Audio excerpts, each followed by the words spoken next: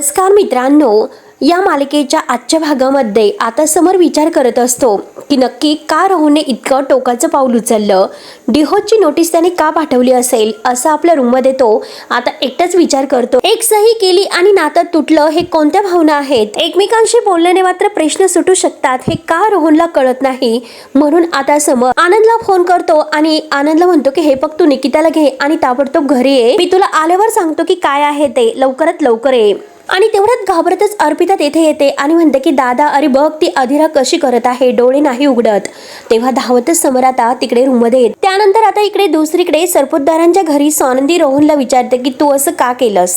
रोहन तिला समजावतो की हे बघ ताई, मी कोणतेही असे डिहोची नोटीस वगैरे पाठवलेली नाही। त्यावरती आता स्वानंदी म्हणते की हे बघ, अरे स्वतः तू डिहोच्या पेपरवर सही करून ते पेपर्स मला पाठवले आणि आता मात्र मी स्वतः ते बघितलेले आहे, त्यावर तुझी सही आहे। त्यावर आता रोहन म्हणतो की ताई, हे कसं शक्य आहे, तू काय बोलते? बघ ताई, मी कोणत्याही डॉक्युमेंट्सवर सही केलेली नाही। तेव्हा आता मंदा लगेच मध्ये बोलायला सुरुवात करते की म्हणते की रोहन, हे बघ, अरे तूच अगोदर म्हणत होता की ह्या मुलीबरोबर संसार करता येणार शक्य नाही, कारण तिच्याबरोबर नातं टिकवणंच शक्य आहे नाही।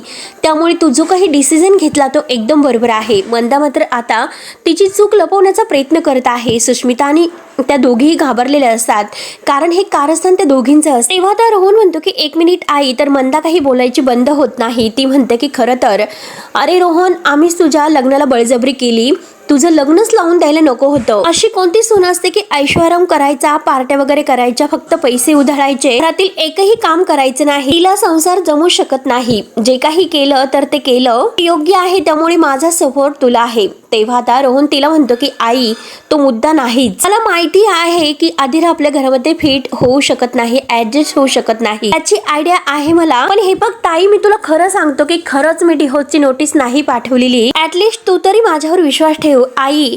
अगं ताई, हे बघ, इतका मोठा डिसिजन घेताना तुला न विचारता तो डिसिजन घेईन असं कसं वाटलं तुला? त्यावर त्या स्वानंदी म्हणते की हे बघ रोहन, नोटीसवर तुझी सही आहे। तर रोहन म्हणतो की शक्यच नाही, ही सही वगैरे केलेली नाही। त्यानंतर आता इकडे दुसरीकडे मात्र अधिरा पूर्णपणे बेशुद्ध अवस्थेत असते। मलिका तिथे जवळ बसून म्हणते की खरंच या डिहोच्या नोटीसमुळे काय माझ्या अधिराची अवस्था झाली, अगदी शॉक बसला, तिला धक्का बसला। आता आजी समोरच असते म्हणून आता रडण्याचं थोडंसं नाटक करते आणि म्हणते की डॉल, अगं बघ बघ ना जरा माझ्याकडे, अगं डॉल, तुझी मॉम तुला बोलावते आहे। आणि तेवढ्याच समर धावतच येतो अधिरा अधिरा करत।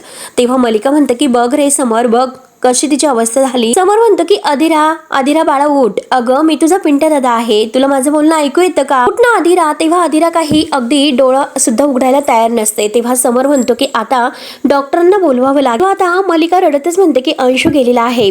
तेव्हा समर म्हणतो की त्याला फोन करा, तो कुठे पोहोचलेला आहे ते म्हणजे माहिती करा। आणि तेवढ्यात अंशू डॉक्टरांना घाईने घेऊन येतो। त्यानंतर मात्र डॉक्टर आता अधिराला चेक वगैरे करतात आणि त्यांनी कधी खाल्लं होतं असं विचारतात आणि कधीपासून झाले। तेव्हा आजी म्हणते की काल रात्रीपासून आता ती जेवण तिने केलं होतं, पण आता नाही। डॉक्टर विचारतात की डिहायड्रेशन त्यांना झालेलं आहे, पाणी वगैरे कमी पिण्यात गेले किंवा त्यांनी काही खाल्ले नसेल। आणि हे बघा, मला तर असं वाटतं काही ट्रेस वगैरे असेल, त्यामुळे सुद्धा हे सर्व होऊ शकते। त्यामुळे हे बघा, लवकरात लवकर त्यांना भरपूर असे लिक्विड्स आणि ज्यूस वगैरे द्या, खायला सुद्धा सांगा आणि कोणीतरी सतत त्यांच्या सोबत असायला हवं। त्यावरती आता हे सर्व ऐकून समोर विचारतो की डॉक्टर, मला सांग, सर्व नॉर्मल आहे का, ऍडमिट वगैरे करण्याची काही गरज तर नाही ना? तर डॉक्टर म्हणतात की आता नाही, त्यांनी थोडंसं खाल्लं आणि पाणी वगैरे पिलं पाहिजे आणि थोड्या वेळात त्यांना बरं वाटेल। तेव्हा आता समोर म्हणतो की डॉक्टर ठीक आहे आणि अंशुमनला डॉक्टरांना सोडवायला सांगतात। त्यानंतर आता मंदा ही इकडे मात्र रोहनला वेड्यात काढत असते, म्हणते की अरे तू सही केली असेल, तू विसरून गेला असेल हे सर्व। तेव्हा आता रोहन म्हणतो की हे कसं शक्य आहे, मी माझं लग्न मोडून हे सर्व विसरेल, हे कसं मी विसरेल? तेव्हा आता स्वानंदीला खूप टेन्शन येते। ती पुन्हा रोहनला विचारते की मला प्लीज खरं खरं सांग की रागाच्या भरात तू हे सर्व करून बसला की काय, म्हणजे तू नोटीस पाठवली की काय? म्हणून आता अधिराने हे सर्व केले म्हणून तू अगदी नकार देतो का हे मान्य करायला? त्यावरती रोहन म्हणतो की नाही ताई, मी कशाला खोटं बोलेल? अगं मला माहिती आहे की अधिराचं माझ्यावर किती प्रेम आहे, ती माझ्यासाठी किती पॉझिटिव्ह आहे, माझ्यासाठी कोणत्याही टोकाला ती जाऊ शकते याची कल्पना आहे मला। पण इतक्याच्या छोट्याशा कारणावरून मी तिला कसं सोडून देईल बरं? आणि हे बघ, प्रॉब्लेम मात्र आता आई आणि अधिरा या दोघांमध्ये आहे, माझ्यात तिच्यात काही असं प्रॉब्लेम नाही। पण हा प्रॉब्लेम सॉल्व्ह करण्यासाठी मी तुमच्याकडून थोडासा वेळ मागत होतो। डिहोचा साधा विचार सुद्धा माझ्या मनामध्ये येणार नाही, मग तू सांग मी कशाला नोटीस वगैरे पाठवे? तेव्हा आता स्वानंदी अगदी ओरडून त्याला विचारते की अरे पण हे झालेच कसे? त्यानंतर आता इकडे दुसरीकडे राजवाड्यांच्या घरी समरने आता आनंद आणि निकिता ह्या दोघांना बोलून घेऊन हे सर्व सांगितलेलं असतं आणि रोहनने हे सर्व का केलं याचा अंदाज नाही बसत असं जेव्हा तो म्हणतो तर निकिता म्हणते की अरे हे बघ अंदाज नाही ना बसत, तू एकदा त्याला स्वतःला विचार की त्याने हे सर्व का केले. तेव्हा आता आनंद म्हणतो की हे सर्व विचारण्यापेक्षा त्याचं अगोदर कानफाड फोडलं पाहिजे. त्या दिवशी जेव्हा आदिरा गच्चीवर अगदी जीव द्यायला गेली होती त्या दिवशीच मला खूप राग आला होता. असं वाटलं होतं की जावं आणि त्या रोहनचा हात पकडून कान पकडून त्याच्या 2-3 लगावून त्याला येथे घेऊन यावं म्हणून. तेव्हा आता निकिता म्हणते की अरे तुला राग येतो पण त्यापेक्षा आता विचारायला हवं की त्याने हे सर्व का केले म्हणून. ते बघ अरे माणसं संपवून नाती संपत नसतात. त्यावर ते हे ऐकून समर म्हणतो की हो तुझं बरोबर आहे, मला सुद्धा असेच वाटतंय. तर निकिता म्हणते की अरे मग तू बोल त्यांच्याशी. तेव्हा समर म्हणतो की स्वानंदी मॅडम गेलेला आहे त्याच्याशी बोलायला आणि त्या म्हणतात की मलाच ही सर्व माहिती नव्हते. आता त्या जेव्हा त्याला भेटून येतील तेव्हा मात्र कळेल की त्याचं काय म्हणणं आहे ते. आनंद म्हणतो की स्वानंदी मात्र आता ती भाऊ आहे तिचा तो मग त्याचीच बाजू घेणार शेवटी ती. तर आता निकिता म्हणते की अरे तू काय करतोस, आदिराचा भाऊ असल्यासारखा बोलतोय आणि हे बघ आनंद स्वानंदी किती खरी आहे, तुला काही वेगळं सांगायला हवं का. जरीही रोहन चुकला असेल तरी सुद्धा ती आदिराची बाजू घेईल माझी पूर्ण खात्री आहे. परंतु मला हेच कळत नाही की आता रोहनने इतका मोठा निर्णय का घेतला असेल. किंवा आता समर हे सर्व ऐकून म्हणतो की मला हेच कळत नाही की नक्की हा त्याचा निर्णय आहे की दुसऱ्या कुणाचा तरी. तेव्हा आता हे सर्व ऐकून निकिता विचारते की अरे समर दुसरा कुणाचा, आणि आहे एक व्यक्ती की जिलाही म्हणजे आदिरा नको आहे. तेव्हा लगेच निकिता अंशुमनचं नाव घेते.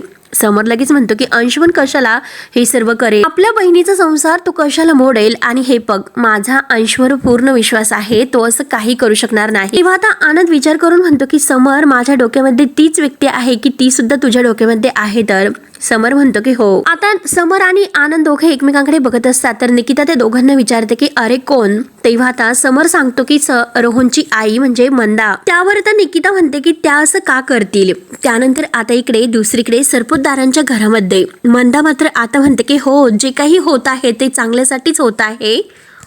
तेव्हा स्वानंदी आईवर ओरडते की हे बघ 1 मिनिट आई, रोहनच्या मनात नाही तू सुद्धा त्याला बळजबरी करू नकोस. त्यावरती आता रोहनचे बाबा म्हणतात की हे बघ स्वानंदी थांब, कारण मी आता रोहनला एकदा आणि शेवटचं विचारतो की मला सांग की तू आदिराला डिहोची नोटीस पाठवली किंवा नाही. आता रोहन लगेच म्हणतो की बाबा हे बघा मी तुमची शपथ घेऊन सांगतो की मी कोणतीही नोटीस पाठवलेली नव्हती. तेव्हा आता रोहनचे बाबा ओळखतात आणि म्हणतात की सगळं काही माझ्या आता लक्षात आले की हे सर्व कोणी केलेलं आहे. तर ते मंदाकडे बोट करतात की इने सर्व केलेले आहे. तर तेव्हा आता स्वानंदी विचारते की आई तू.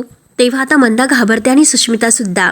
आता स्वानंदीचे बाबा म्हणतात की हे पग 100% नंदू मला खात्री आहे हे सर्व इनेच केलं असणार. सतत आदिरा विरोधी रोहनचे कान भरण्याचा प्रयत्न करत होती कारण आता आदिरा माहेर निघून गेली हिच्या मनासारखे झाले होते. एकदा रोहनने आदिराला घटस्फोट दिला की झालं हिच्या मनासारखे होईल म्हणून इनेच हे सर्व केले असेल. म्हणजे सुंटे असून खोकला गेला आणि तेव्हापासूनच हिच्या मनात आलं असेल की रोहन आणि आदिरा या दोघांनी वेगळं व्हावं, त्यासाठी हिने हे सर्व केलं असेल.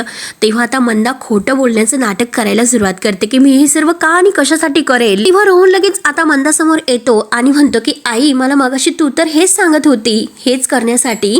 तेव्हा आता मंदाने जे काही सांगितलेलं असतं तर ते सगळं रोहनला आठवते. घटस्फोटाबद्दलच आता मंदाही रोहनशी बोललेली असते. आता हे सर्व काही झाल्यानंतर मंदा म्हणते की झाले का तुमचं सगळं काही बोलून झाले. सगळं काही झाल्यानंतर खापर पात्र माझ्या डोक्यावरच फोडत असतात. आणि हे बघा हे माझ्यामुळे नाही झालं, माझ्या मुलाला त्रास होता म्हणून मी हे सर्व बोलले होते. सगळं तुमच्या लाडक्या सुनेमुळे झाले. टाळी एका हाताने वाजत नसते म्हणून ती स्वतःला वाचवण्याचा प्रयत्न करते. तेवढ्यात आता रोहनचे बाबा तिचा हात धरतात आणि रोहनच्या डोक्यावर ठेवतात आणि घे रोहनची शपथ की हे सर्व तू केले नाही म्हणून. तेव्हा आता मंदा आणि सुष्मिता घाबरून जातात. मंदा लगेच आता रोहनच्या डोक्यावरील हात मागे घेते आणि म्हणते की तुम्ही काय बोलतात हे सकाळपासून तुमच्या डोळ्यासमोर आहे, मी कुठे गेले का अगदी. तेव्हा आता मंदा काही सांगायला तयार नसते तर रोहनचे बाबा आता खूप ओरडतात तू काहीच केलं नाही तर घे ना मग रोहनच्या डोक्यावर हात ठेव आणि शपथ घे. तेव्हा आता मंदा म्हणते की तुम्ही का असं वागतात. तेव्हा लगेच स्वानंदी म्हणते की आई. तर आता रोहनचे बाबा म्हणतात की ह्या बाईने सगळ्या मर्यादा ओलांडलेल्या आहेत. आता मंदा म्हणते की स्वतःच्या बायकोवर तुम्ही अविश्वास दाखवतात का असं बोलतात. आता स्वानंदी रडतच म्हणते की बाबा हे बघा तुम्ही तसे आरोप करू नका, मला अजून सुद्धा तेच वाटतं की आई इतक्या टोकाला नाही जाऊ शकत.